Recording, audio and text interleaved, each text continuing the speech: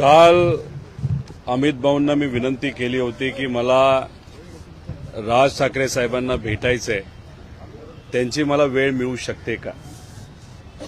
लगेचच राज ठाकरे साहेबांनी वेळ दिली, कारण त्यांनी मला विचारलं होतं की काय विषय. मी म्हणलं अजितदादांच्या बाबतीतलं जे काही ऍक्सिडेंट झालेला आहे, घातपात जो कुठला झालाय, त्याच्याबद्दलची माहिती आपल्याला मला द्यायची आहे. दादांचा विषय असल्यामुळे लगेचच्या लगेच मला तिथं वेळ मिळाला. आज इथं आल्यानंतर बराच वेळ त्यांनी सगळ्या घटना समजून घेतल्या.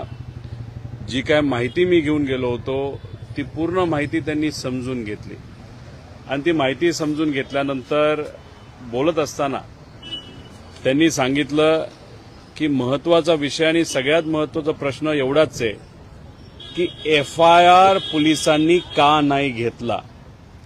त्यांचा अभ्यास चांगला असल्यामुळे त्यांनी मला 2 दाखले दिले सुप्रीम कोर्टाचे, ज्याच्यामध्ये ऍक्सिडेंटल डेथ रिपोर्ट झाला असला तरी FIR घेता येतो, तो नागरिकांचा हक्क आहे. आणि एक दुसरा दाखला ज्याच्यामध्ये काही झालं तरी FIR घ्यावाच लागतो पोलिसांचा, हा दुसरा दाखला त्यांनी तिथं दिला होता.